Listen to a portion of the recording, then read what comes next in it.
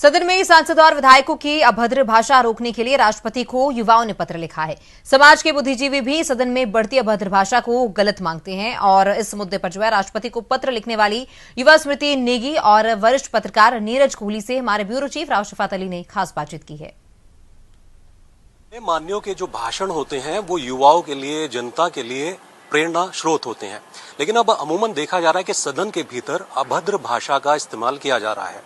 इसी को लेकर के लोगों की क्या राय है, क्योंकि एक युवा ने राष्ट्रपति को पत्र लिखा है अभद्र भाषा का इस्तेमाल रोकने के लिए। हमारे साथ हैं स्मृति नेगी।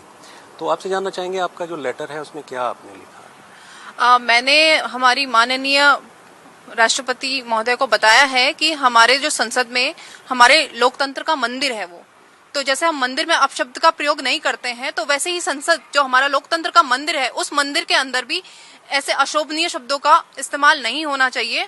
और वो शब्द जो हमारे, जिनके आगे हम लगाते माननीय, क्योंकि आजकल ट्रेंड हो गया है माननीय लगाने का, माननीय लोगों के मुंह से ऐसे अमानवीय शब्द अच्छे नहीं लगते। तो मैंने बोला है कि उनके पास एक प्रोटेक्शन होता है कि आप संसद में कुछ भी बोला आप पे केस नहीं होगा। तो मैंने कहा है इन पे प्लीज कार्रवाई करिए, क्योंकि ये एक बहुत बड़ा मुद्दा है, क्योंकि संसद में हमारी नीतियां बनती हैं, वहां कोई गालीबाजी का कंपटीशन नहीं चलता है। और ये अमानवीय घटना, क्योंकि आजकल लोकतंत्र में या ये जितना भी सीसीटीवी कैमरा आप देखते हैं कि इतना सब कुछ हो गया है, हमारे सारे जो संसद के अंदर चीजें चल रही होती है वो हम सबके पास पहुंचती है। एक बच्चा भी वो चीज देख रहा है, एक बड़ा भी वो चीज देख रहा है और बुजुर्ग भी वो चीज देख रहा है। तो ये हमारी जनता को दूषित कर रहा है। तो यही मैंने बोला कि ये जो दूषित हो रहा है वातावरण हमारे भारत का, हमारे समाज का, इन नेताओं द्वारा जिनको हमने चुना कि तुम हमारा पक्ष रखो वहां पे और हमारे लिए अच्छे काम करो, वो वहां गालीबाजी कर रहे हैं, गंदी गंदी बातें बोल रहे हैं, जाति सूचक शब्दों का प्रयोग कर रहे हैं, जो बिल्कुल एक क्राइम है। क्राइम बोलेंगे हम इनको, क्राइम है। जो आम इंसान करता है वो क्राइम है, तो वो क्राइम उनपे संसद के अंदर भी लागू होना चाहिए और अच्छे तरीके से लागू होना चाहिए। अच्छा, क्योंकि आचरण नियमावली सबके लिए होती है और सब विधायकों को, सांसदों को इसका पूरा ज्ञान है कि इस तरह की भाषा का इस्तेमाल नहीं करना है। दूसरा, भाषण जो होते हैं, देखिए युवा उससे इम्प्रेस होते हैं, कहें तो प्रेरणा भी बनते हैं, लेकिन युवाओं में इस बात को लेकर के क्या नाराजगी बढ़ती जा रही है या फिर उसका समर्थन बढ़ता जा रहा है? देखिए, युवाओं में क्या हो रहा है, हर चीज के दो पॉइंट होते हैं, पॉजिटिव भी होता है तो नेगेटिव भी होता है। ये लोग क्या कर रहे हैं कि जो इनकी जो भीड़ है वो मेनली ज्यादा पढ़े लिखे लोग नहीं है और वो शिक्षा से इसलिए दूर कर रहे हैं। आप देखेंगे कि इस सरकार में जितने स्कूल्स बंद हुए हैं वो कभी नहीं हुए। अभी एमपी में 791 हुए, यहाँ पे 3000 करीब बंद हो चुके उत्तराखंड में। तो ये जो चल रहा है ना, ये हमारे पूरे जो युवा पीढ़ी है जो पहले पढ़ाई की तरफ जाती थी, आजकल हिंदूज का रेट क्राइम में मुस्लिम से ज्यादा बढ़ गया है। अब इतना उकसाने के बाद भी मुस्लिम पक्ष कोई आतंकवाद नहीं कर रहा है, मतलब कोई लड़ाई झगड़ा नहीं कर रहा है। जो इन पे थोपा जाता था कि आतंकवादी हैं, ये हैं, ये वो हैं, अब ये शिफ्ट हो गया है हम लोगों की तरफ। और ये हमारी युवा पीढ़ी को इतना गलत तरीके पे, गलत दिशा में ले जा रहे हैं, क्योंकि उनको अब क्या हो गया है, ये आपने सुना होगा व्हाट्सएप यूनिवर्सिटी में 10 रुपए रोल वाला सीन, उनको फ्री फंड के पैसे मिलते हैं, उनको बस चिल्लाने के पैसे मिलते हैं, इतनी गुंडागिर्दी कर रहे हैं, उनपे कोई केस नहीं होता, उनको कोई जेल नहीं होती। तो उनकी हिम्मत ये सरकार बढ़ा रही है और हमारी युवा पीढ़ी को जो साक्षरता की तरफ हम लोग बढ़ रहे थे उसको नीचे की तरफ लेके आ रही है और हमारे भारत का भविष्य बिल्कुल खतरे में है। बिल्कुल। तो स्मृति ने राष्ट्रपति को पत्र लिखा है और उम्मीद है कि बहुत जल्द जवाब भी आएगा। हमारे साथ वरिष्ठ पत्रकार हैं नीरज जी।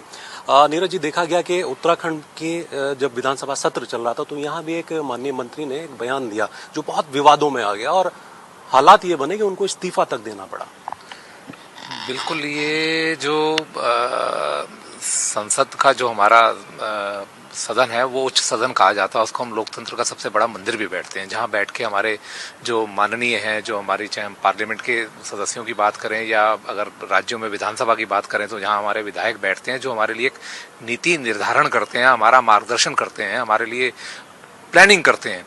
इन लोगों से लोगों को बहुत अपेक्षाएं, बहुत उम्मीदें रहती हैं, इनको लोग सुनते भी हैं, इन पर लोग नजर भी रहती है। और जब ये लोग इस तरह के आपत्तिजनक शब्द या अपशब्द बोलेंगे या मतलब अपनी गरिमा को भी एक किस्म से कहेंगे, तार तार करेंगे और दूसरे की गरिमा को भी तार तार करेंगे, तो ये इससे एक बहुत खराब मैसेज जाता है। खासतौर के जो हमारे जो युवा पीढ़ी के लोग हैं वो आज इस बात को लेकर चर्चा कर रहे हैं, वो क्या सोचेंगे इस बारे में कि जिनको जिनका मार्गदर्शन इन लोगों को करना चाहिए और वो इन पर सवाल उठा रहे हैं कि ये हमारा मार्गदर्शन क्या करेंगे, तो अपनी आचरण नियमावली भूल गए हैं। और हर व्यक्ति के लिए इस देश में कानून में, संविधान में व्यवस्था है कि आपके लिए भी एक लक्ष्मण रेखा है, मेरे लिए भी एक लक्ष्मण रेखा है, उस लक्ष्मण रेखा को मैंने बाहर नहीं जाना। और उस लक्ष्मण रेखा को बनाने वाले भी यही लोग हैं और यही उस लक्ष्मण रेखा को तार तार करके वो जा रहे हैं। और आपने हमारे उत्तराखंड की बात करी तो आपने देखा कि एक छोटी सी बात पर उनके आपत्तिजनक शब्दों के ऊपर ही कितना बड़ा बवाल हो गया कि एक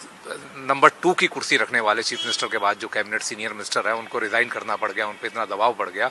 और इस तरह की बहुत सारी चीजें हमने देखी हैं, समय समय पर होती रहती हैं। और ये वाद विवाद सिर्फ एक आपकी वाणी से, आपकी वाणी और व्यवहार से ये सारी की सारी चीजें जो है विवाद उत्पन्न हो रहे हैं। शुक्रिया बात करने के लिए। तो नीरज जी ने बताया कि आचरण होना चाहिए और स्मृति जैसे बहुत सारे युवा हैं जो इस अभद्र भाषा से नाराज हैं, लेकिन अब एक पत्र लिखा गया है, राष्ट्रपति महोदय उस पर संज्ञान लें और ये उम्मीद जताई जा रही है कि सदन में इस तरह की भाषा शैली नहीं होनी चाहिए।